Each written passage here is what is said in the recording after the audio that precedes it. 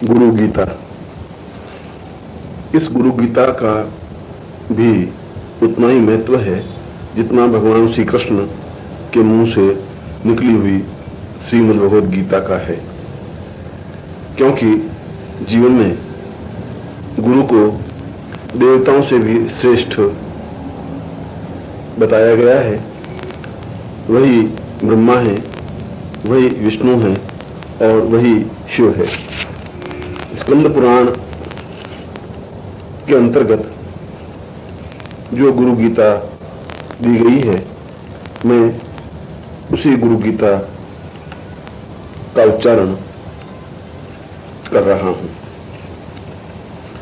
ओम अस्य श्री गुरु गीता स्तोत्र मंत्रस्य भगवान सदाशिव ऋषि नाना विधानी छंदांसी श्री गुरु परमात्मा देवता हम बीजम सह शक्ति क्रोम कीलकम श्री गुरु प्रसाद सिद्ध्यर्थे जपे विनियोग। गुरु ध्यान। हंसाभ्याम परिवृत्त पत्र कमलैर दिव्यैर जगत कारणैर विश्वोत्कीर्णमनेक देह निलयै स्वच्छंदमात्मेच्छया तद्योतं पदसाम्भवं तु चरणं दीपांकुरग्राहिणं प्रत्यक्षाक्षर विग्रहं गुरुपदं ध्यायेद् विभुं सांस्वतम्। जो हंस के समान अत्यंत ही निर्मल और कमल पत्र के समान निर्लिप्त हैं, जिनका सारा शरीर कमल के समान पवित्र है, जो इस विश्व में दिव्य हैं और ब्रह्मा विष्णु और महेश की तरह इस विश्व की उत्पत्ति कारक, पालन कारक और संहार कारक हैं, जो विश्व में अपनी लीलाओं से विविध प्रकार से शिष्यों को ज्ञान प्रदान करते हैं, जो सही अर्थों में सरस्वती रूप में हैं, जो सही अर्थों में भगवान शिव हैं, जिनके चरणों को स्पर्श करने से ही मन में एक ज्योति जागृत हो जाती है। ऐसे यदि प्रत्यक्ष रूप से गुरु सामने हों और यदि उनके चरणों का ध्यान किया जाए, उनके चरणों को स्पर्श किया जाए, तो ऐसा व्यक्ति विश्व में अद्वितीय कहलाता है।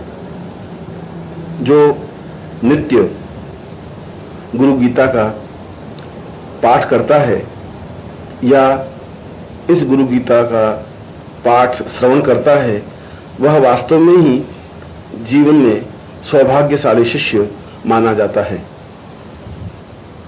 स्कंद पुराण में भगवान शिव ने स्वयं पार्वती को यह गुरु गीता समझाते हुए बताया है कि चाहे अन्य कितनी भी साधनाएं की जाएं, वे सभी साधनाएं अपने आप में तुच्छ और गौण हैं, क्योंकि उन साधनाओं की प्रतीति तो गुरु के माध्यम से ही संभव है। गुरु ही शिष्य और इष्ट के बीच का माध्यम है। गुरु के द्वारा ही उस इष्ट से साक्षात्कार हो सकता है। गुरु के द्वारा ही साधनाओं में सिद्धि प्राप्त हो सकती है। पर यदि साधना संपन्न न हो सके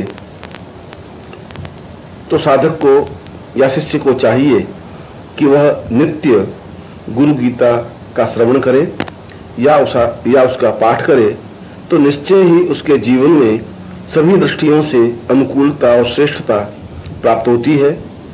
उसका सारा शरीर दिव्य बन जाता है और स्वयं ही साधनाएं उसके सामने हाथ जोड़े खड़ी रहती हैं।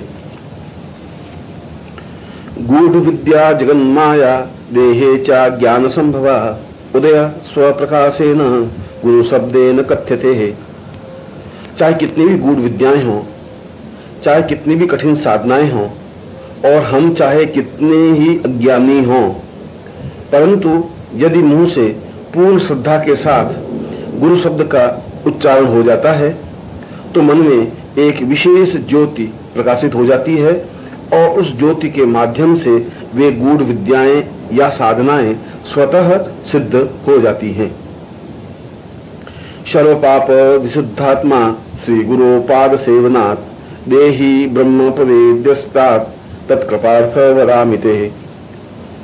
जीवन के समस्त प्रकार के पाप, चाहे वर्तमान जीवन के हों चाहे पूर्व जीवन के हों, केवल गुरु के चरणों का सेवन करने से ही वे समस्त पाप समाप्त हो जाते हैं और यह आत्मा पूर्ण रूप से पवित्र और दिव्य बन जाती है। उसके हृदय में ब्रह्म की साक्षात प्रतीति होने लगती है और यदि गुरु कृपा हो जाती है तो वह स्वयं ब्रह्म स्वरूप बन जाता है।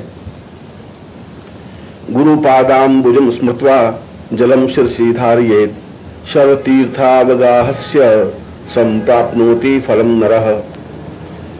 जो शिष्य पूर्ण श्रद्धा के साथ गुरु के चरणों के जल को अपने सिर पर छिड़कता है या चरणामृत के रूप में पान करता है, उसे संसार के समस्त तीर्थों में स्नान करने के समान पुण्य प्राप्त होता है और वह इस जीवन में समस्त प्रकार के फलों को, धर्म, अर्थ, काम और मोक्ष को प्राप्त करता हुआ पूर्ण मानव जीवन संपन्न करने में सक्षम हो पाता है।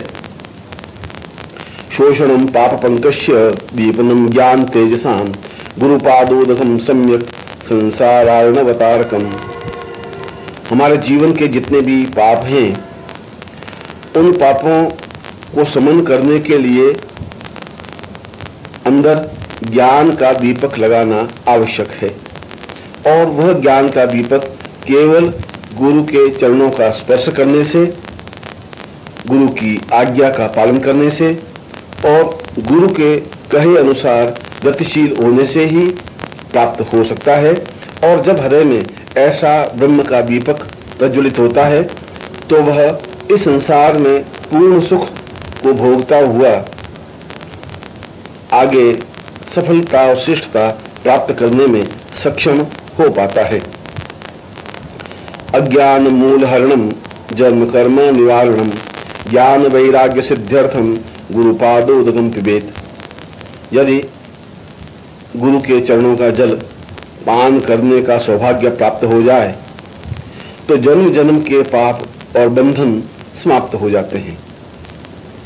समस्त प्रकार का अज्ञान दूर हो जाता है और हृदय में स्वतः ही ज्ञान और वैराग्य की सिद्धि प्राप्त हो जाती है। उसके लिए अन्य किसी प्रकार के विधि विधान, साधना और सिद्धि करने की आवश्यकता नहीं होती। गुरो पादोदकम पीत्वा गुरोरुच्छिष्ट भोजनम गुरुमूर्ते सदा ध्यानम गुरु मंत्रम सदा जपेत। शिष्य का कर्तव्य यही है, उसके जीवन का पहला और अंतिम उद्देश्य यही है कि वह संपूर्ण जीवन में गुरु के चरणों का जल पान करे, गुरु के भोजन के उपरांत उनसे प्राप्त भोजन को प्रसाद रूप में स्वीकार करे, निरंतर गुरु मूर्ति का ध्यान करता रहे और हर क्षण गुरु मंत्र का जप करता रहे। ऐसे शिष्य से देवता भी ईर्ष्या करते हैं क्योंकि वह शिष्य स्वयं देवता स्वरूप बन जाता है। काशी क्षेत्रम तन्निवासो जाह्नवी चरणोदकम गुरु विश्वेश्वर साक्षात तारकम ब्रह्म निश्चितम। जो काशी में निवास करने से और भगवान शिव की पूजा करने से फल प्राप्त होता है, जो गंगा में स्नान करने से और गंगा का जल पीने से जो सिद्धि और सफलता प्राप्त होती है, जो ब्रह्मा विष्णु और महेश की सेवा और साधना करने से जो फल प्राप्त होता है, वह सब कुछ केवल गुरु के चरणों में बैठने से ही प्राप्त हो जाता है, क्योंकि वह साधक को पूर्ण रूप से ब्रह्ममय बना देता है और उसके समस्त पापों को समाप्त करने में सहायक होता है। गुरु पादोदकम युक्त्वा सौ सूक्षयो वटः तीर्थराज प्रयागश्च गुरुमूर्त्यै नमो नमः। गुरु के चरणों का जल निरंतर अक्षय कल्प वृक्ष के समान फलदायक माना गया है।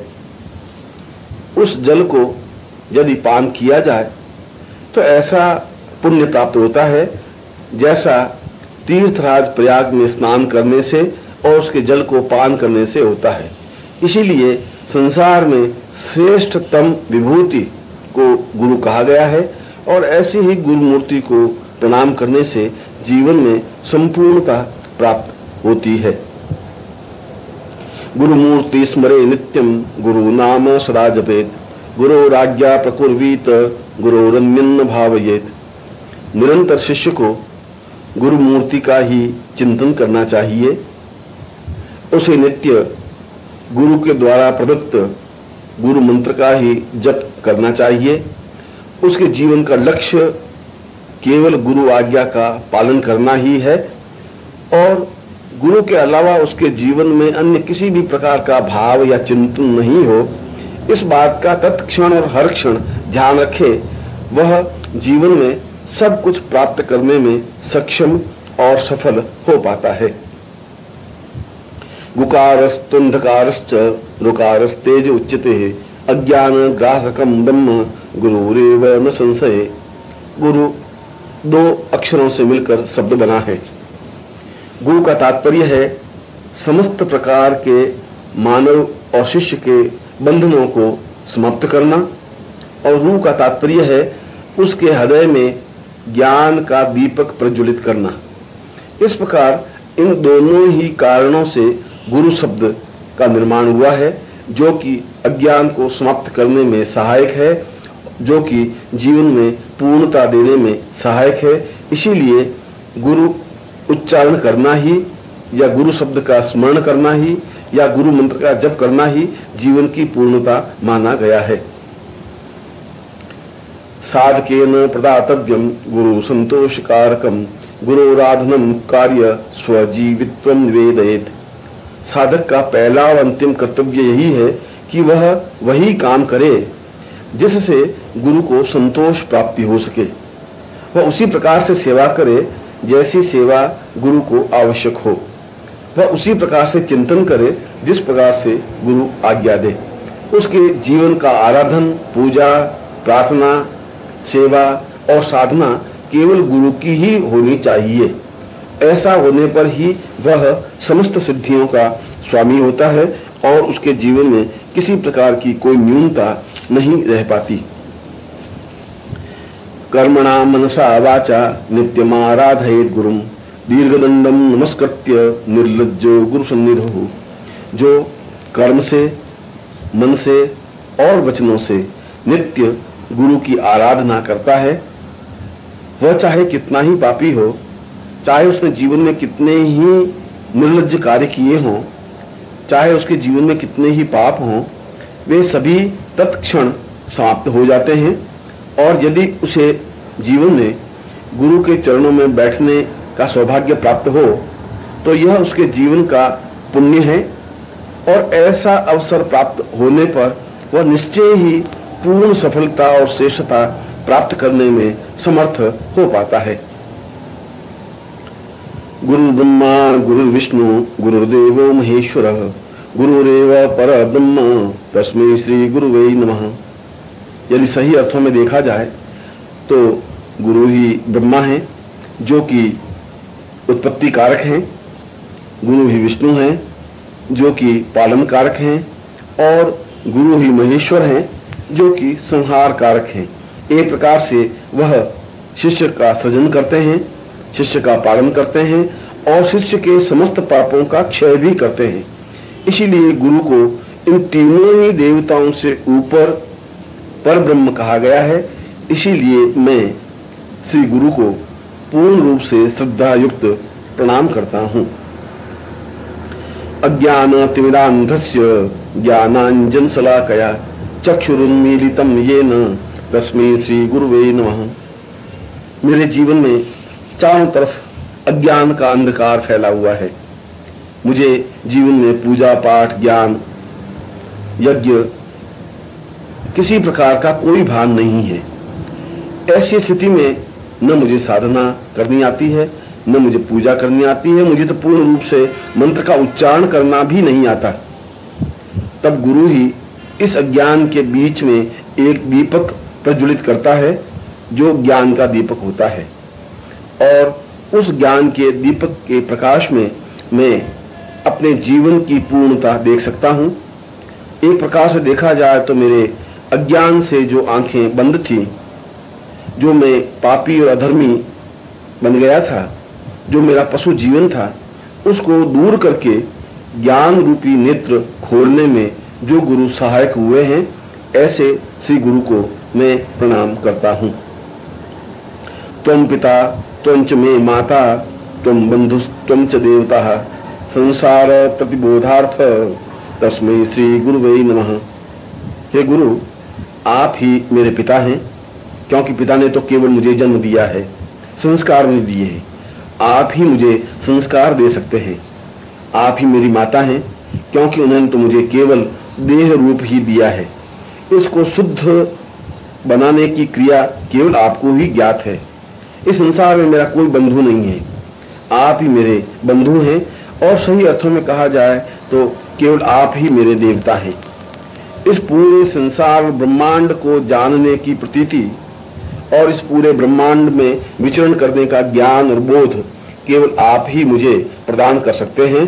इसीलिए हे गुरुदेव, मैं आपको श्रद्धायुक्त प्रणाम करता हूँ। यत् सत्येन जगत सत्यम यत् प्रकाशेन भाति यत् यदानंदेन संदन्ति तस्मै श्री गुरुवे नमः।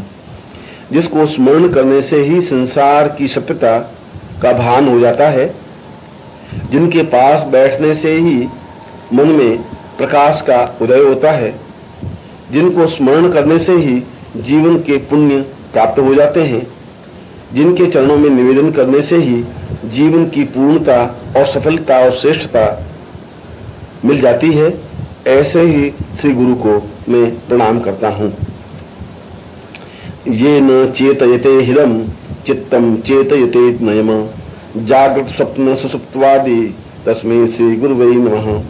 जो मेरे हृदय के अज्ञान को दूर करने में समर्थ हैं, जो मेरे हृदय की न्यूनताओं को दूर करने में समर्थ हैं, जो मेरे चित्त की विशृंखलता को दूर करने में समर्थ है, जो मेरे चित्त की चंचलता को दूर करने में समर्थ है, जो मुझे नींद से जगा सकते हैं, जो मुझे अज्ञान से ज्ञान की ओर ले जा सकते हैं, जो मुझे अंधकार से प्रकाश की ओर ले जाने में समर्थ हैं, वे केवल मात्र गुरु ही हो सकते हैं।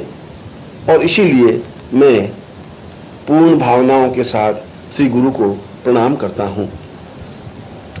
यस्य ज्ञानादिदं विश्वं न दृश्यं भिन्न भेदतः सदेक रूप रूपाय तस्मै श्री गुरुवे नमः। केवल गुरु ही प्रत्यक्ष देवता है। अन्य देवता तो हमें दिखाई दे या नहीं दे, साधना करने के बाद भी उनसे संपर्क हो सके या नहीं हो सके, उनके साक्षात स्वरूप को देख सके या नहीं दे सके, परंतु गुरु तो साक्षात देवता है जो हमारे सामने सशरीर विद्यमान है।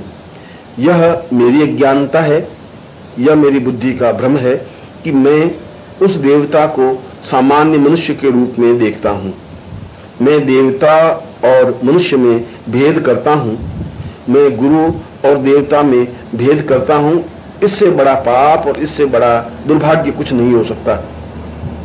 मैं चाहता हूँ कि मेरा यह भिन्नता दूर हो, मैं सदेह रूप गुरु को प्रणाम कर सकूं, उनके चरणों में अपने आप को निमग्न कर सकूं, उनके हृदय में स्थापित हो सकूं, ऐसे श्री गुरु को मैं प्रणाम करता हूँ। यस्या मतम तस्य मतम मतम यस्य न वेदसः अनन्य भाव भावाय तस्मै श्री गुरुवे नमः। वेदों ने एक स्वर से इसी बात को बताया है कि जीवन में संपूर्णता का बोध केवल गुरु ही कर सकते हैं। पुराणों ने इसी बात को स्वीकार किया है कि गुरु के माध्यम से ही जीवन में पूर्णता आ सकती है। समस्त उपनिषदों में एक ही बात को बार बार कहा गया है कि अन्य साधनाएं व्यर्थ और तुच्छ हैं यदि गुरु की साधना और उसका सामीप्यता प्राप्त न हो जाए।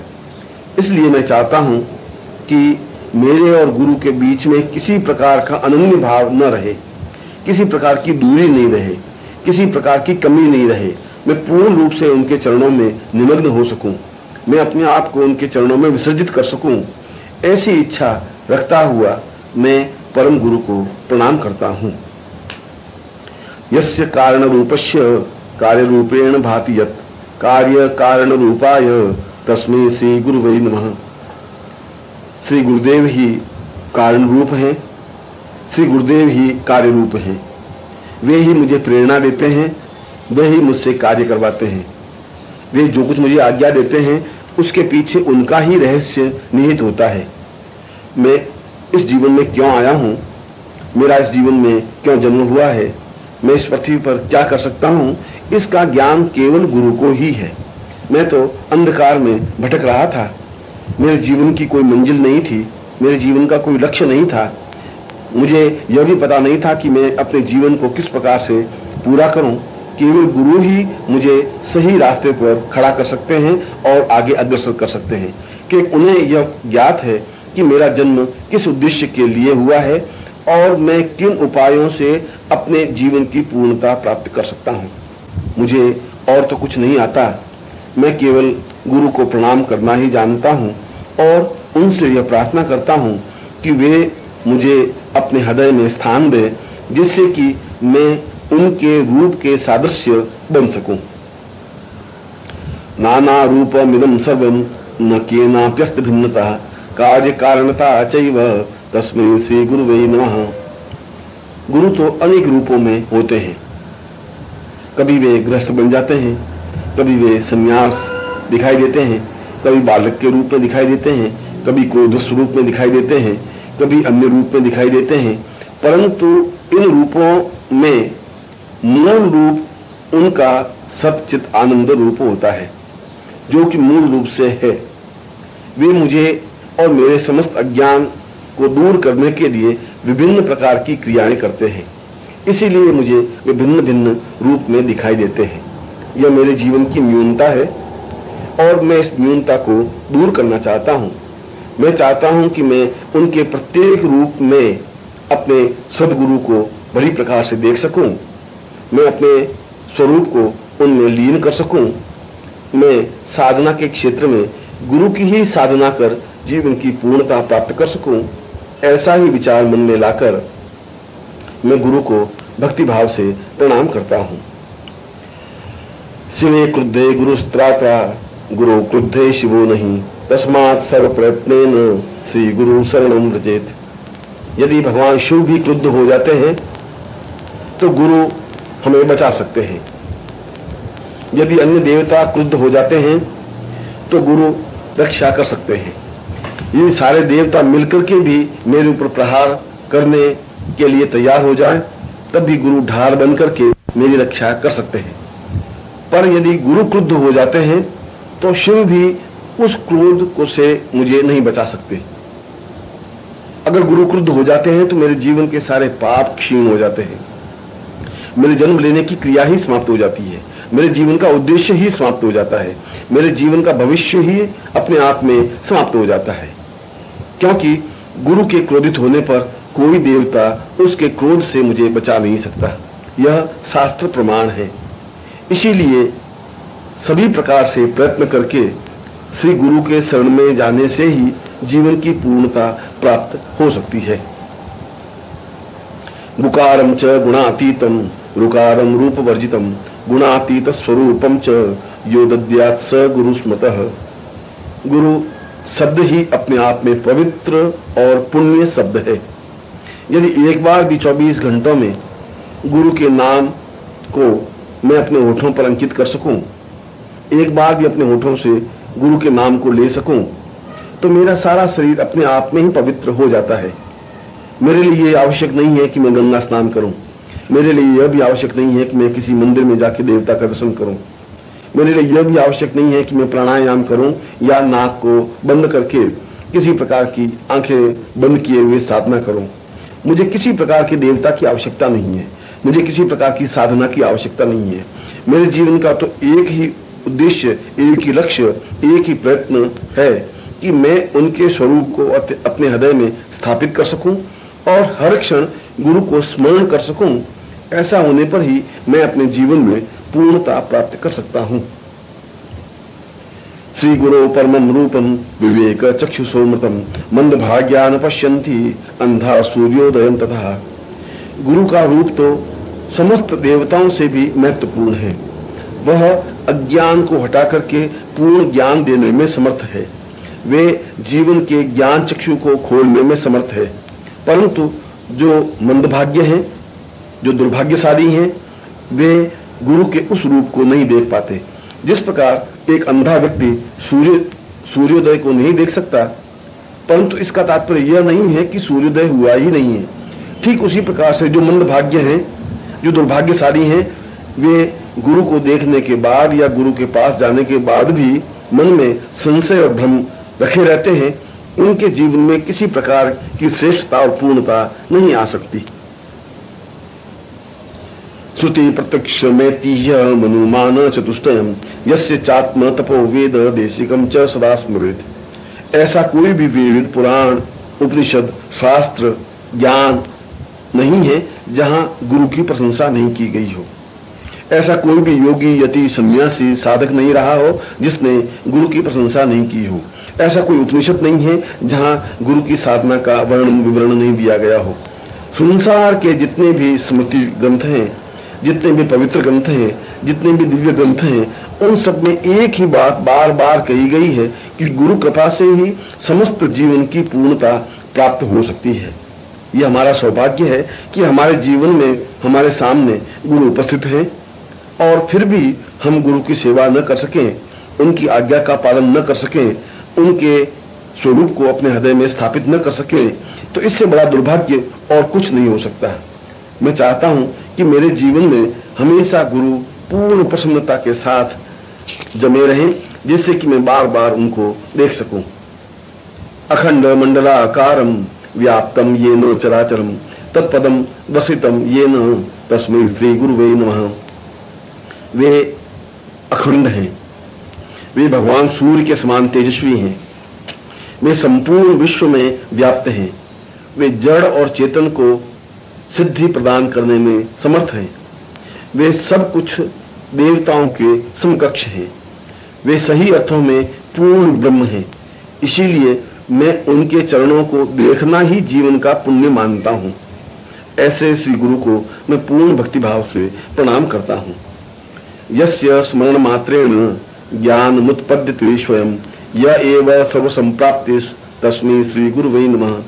जिसका स्मरण करने से ही ज्ञान की उत्पत्ति होती है, जिनके पास में बैठने से ही सुगंध की अवगाहन होने लग जाता है, जिनको देखने से ही आंखों को संतोष प्राप्ति होती है, जिनके शब्द स्मरण करने से ही जीवन की श्रेष्ठता प्राप्त होती है, मैं ऐसे ही गुरु को पूर्णता के साथ प्रणाम करता हूँ। स्थावरम जंगमम चैव तथा चैव चराचरम व्याप्तम येन जगत सर्वम तस्मै श्री गुरुवे नमः। वे इस जड़ और चेतन, वनस्पति और वृक्ष, मनुष्य और पशु, देवता और गंधर्व, किन्नर और मनुष्य, सभी में वे व्याप्त हैं। मैं जहां भी देखता हूं मुझे गुरु ही गुरु दिखाई देते हैं। एक प्रकार से देखा जाए तो वे वायु में व्याप्त हैं, समस्त संसार में व्याप्त हैं।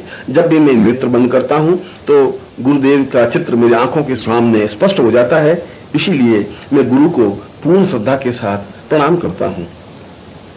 ज्ञान शक्ति समारूढ़ तत्वमाला विभूषितम भुक्ति मुक्ति पदाताय यस्तस्मै गुरुवे नमः। जो पूर्ण ज्ञान की शक्ति अपने आप में समाये हुए हैं, जो समस्त शास्त्रों का तत्व अपने आप में लिए हुए हैं, जो एक साथ ही संसार के भोग देने में समर्थ हैं और मुक्ति देने में समर्थ हैं, जो एक साथ ही धर्म, अर्थ, काम और मोक्ष प्रदान करने में समर्थ हैं, उनको छोड़कर मैं अन्य किस देवता की पूजा, आराधना, साधना करूं? क्योंकि मेरे सामने तो संपूर्ण विश्व के चराचर भगवान श्री गुरु साक्षात उपस्थित हैं। ऐसे ही श्री गुरु को मैं प्रणाम करता हूं। न गुरोरधिकम तत्वम न गुरोरधिकम तपः तत्वम ज्ञानात् परम नास्ति तस्मै श्री गुरुवे नमः। न तो गुरु से अधिक कोई तत्व, या शास्त्र या वेद या पुराण या स्मृति या उपनिषद हैं, न गुरु से अधिक किसी प्रकार की कोई तपस्या या साधना या सिद्धि है। जो कुछ तत्व है, जो कुछ ज्ञान है, जो कुछ पूर्णता है, वह केवल मात्र गुरु ही है। इसलिए मैं पूर्ण चिंतन के साथ, पूर्ण विचार के साथ, पूर्ण आत्मा के साथ और शरीर के साथ अपने गुरु को प्रणाम करता हूं। ध्यान मूलम गुरोर्मूर्ति, पूजा मूलम गुरुपदम, मंत्र मूलम गुरोर्वाक्यम, मोक्ष मूलम गुरु कृपा। मेरे ध्यान का मूल केवल गुरु मूर्ति ही है।